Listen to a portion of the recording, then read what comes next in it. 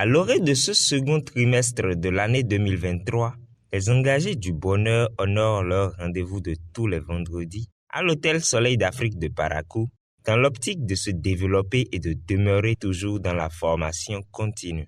Sous la direction du MC, le président local Séverin Assé Akakpo, il renouvelle un hommage mérité à la nation béninoise et à l'association FIAD par la voix de l'entrepreneur Oru Yerima Bion Déré. Enfant du Bénin debout, je m'engage à être aussi enthousiasmé par le succès des autres que par le mien. Le forestier Francis Zamba souhaite la bienvenue à l'assistance. Je suis très content de me porter devant vous ce soir pour vous décréter mon mot de bienvenue. Et comme l'accoutumé, dans une langue de chez nous au Bénin, lorsque l'on reçoit des personnalités, on dit Mikwabo. Mikwabo. C'est au tour de la juriste Nanfisatou Gomina de rappeler à tous la vision, la mission et les valeurs que prône la merveilleuse association. Notre vision est l'édification d'un monde pacifique. Nous rêvons de bâtir la paix intérieure des êtres humains, la paix entre les êtres humains et la paix dans le monde. Merci. Lorsque vous vous retrouvez dans un état de paix intérieure, vous-même vous êtes content de vous-même.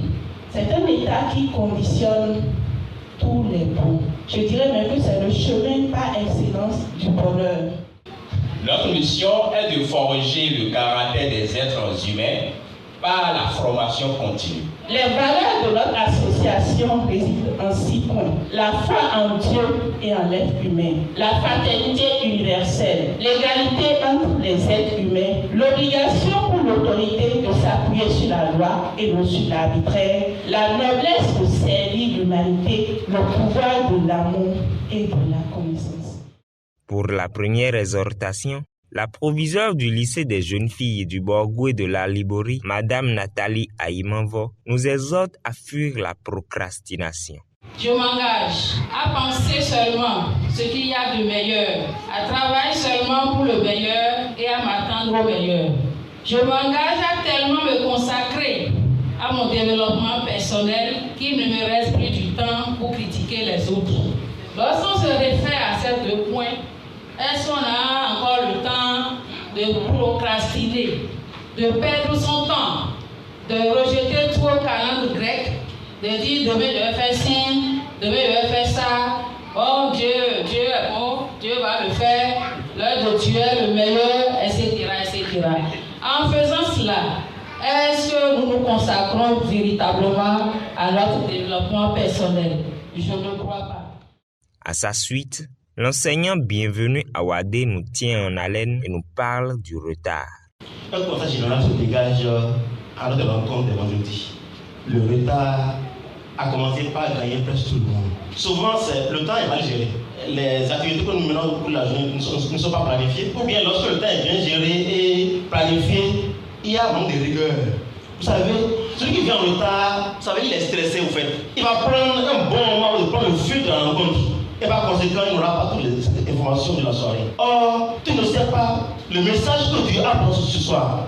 Ça peut être au début de la rencontre qu'il veut te toucher. Et parfois, un seul mot suffit, une seule phrase suffit pour changer ta vie. Et Dieu n'est jamais en retard. Pourquoi toi, c'est en retard? Celui qui vient en un mot, il distrait les autres. Il les déconcentre. Donc, non seulement il perd, mais il amène aussi une partie du message.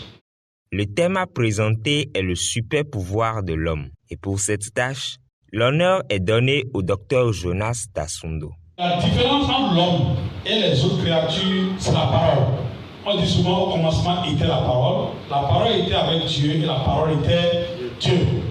Mais le problème c'est que nous les hommes n'avons pas pris conscience de ce super pouvoir, alors que le pouvoir de vie et de mort se trouve sur notre langue à travers les paroles que nous prononçons tous les jours de nos vies.